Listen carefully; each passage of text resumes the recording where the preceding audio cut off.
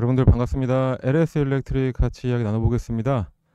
어제 영상에도 제가 말씀드렸지만 약간의 조정 기간 중에도 우상향을 쭉 그리면서 금액적으로 그리 떨어지지 않은 주가는 분명히 큰 반등이 다가온다라고 했는데 그게 바로 오늘이었습니다.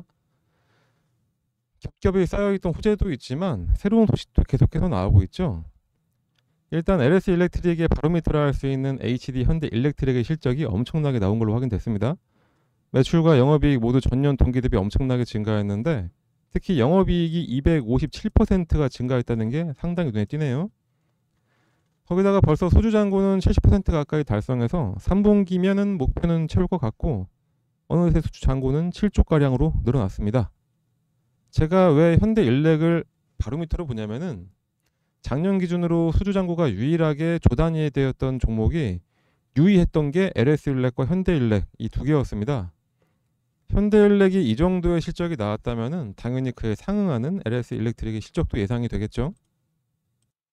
언론에서도 예측하는 기사들이 나오기 시작했는데 2분기에 당초 컨센서스 매출 1조 3,806억 원, 영업이익은 889억 원이었는데 시장 예상치를 상회하는 1조 2,066억 원과 영업이익은 1,042억 원 전망한다고 합니다.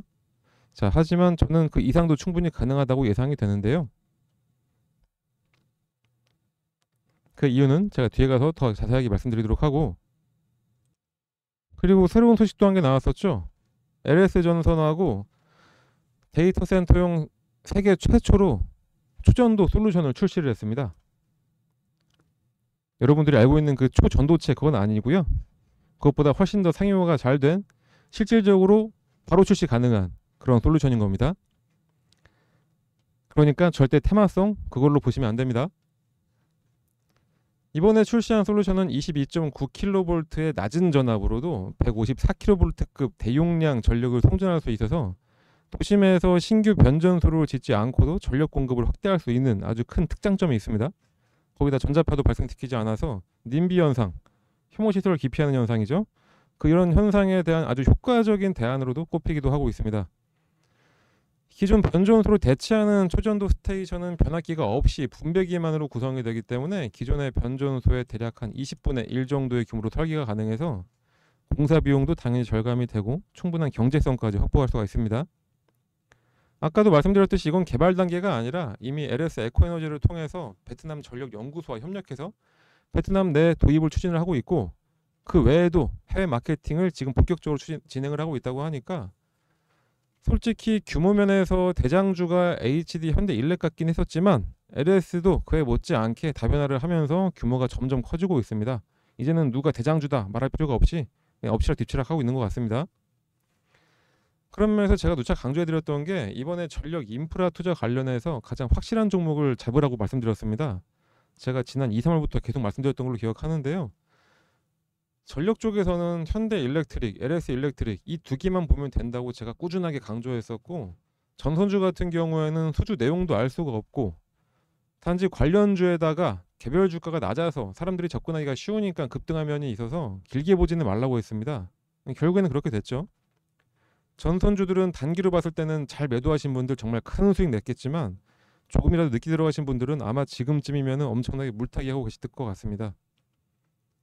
이렇게 같은 테마에서도 어떤 종목을 선택하냐에 따라서 수익률이 크게 갈리게 됩니다.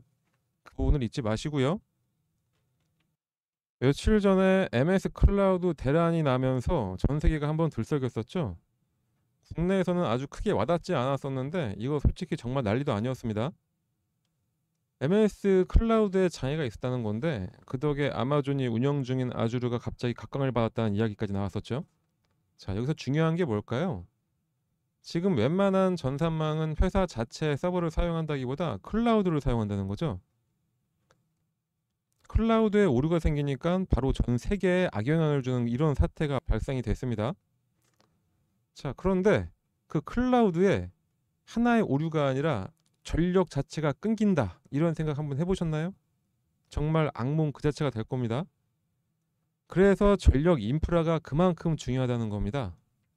역사 이래 가장 큰 규모의 인프라 투자가 이번에 되고 있는데 그 중에서 AI 인프라 이쪽 투자에 가장 큰 금액이 투자가 되고 있고 거기에는 바로 가장 중요한 게 전력 인프라일 거라는 게 시장의 전망이었었고, 주가가 이렇게 쭉 오르고 있는 거 너무나 당연한 거겠죠.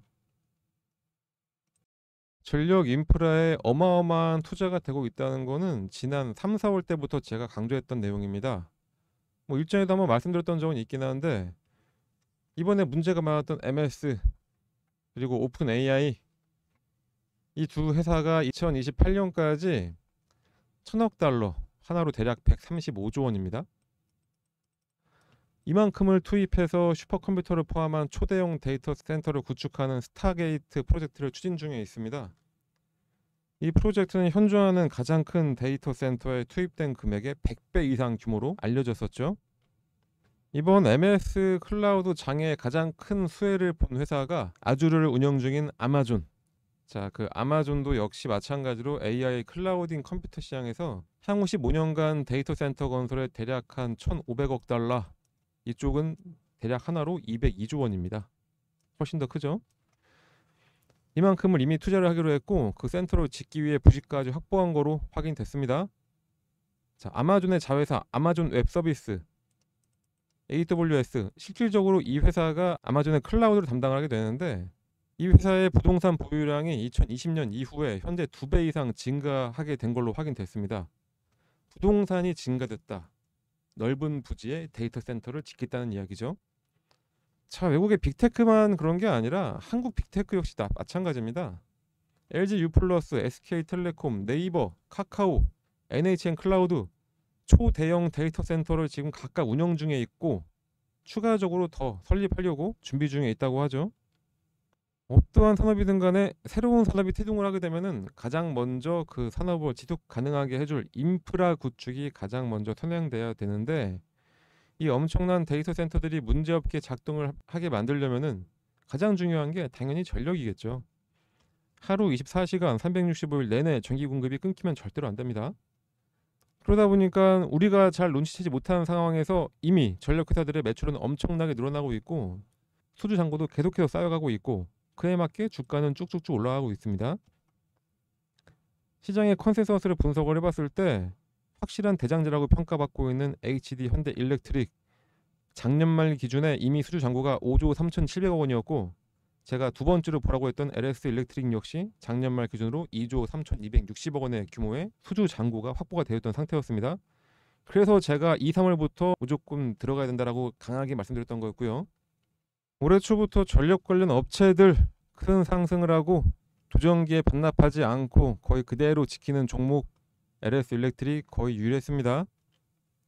그러니까 저는 현 시점에 가장 편안하게 바라볼 수 있는 주식이 있다면은 LS 일렉트릭 주식이다, 이렇게 말씀드릴 수가 있을 것 같습니다. 꾸준하게 우상향 잘 그렸고, 조정기가 왔지만 지속적인 우상향을 그리다가 바로 반등. 자, 하지만 이게 언제까지 이어질 거냐, 또 어떻게 대응을 해야 만족할 만한 수익을 가져갈 거냐 하는 거는 또 다른 이야기가 되겠죠.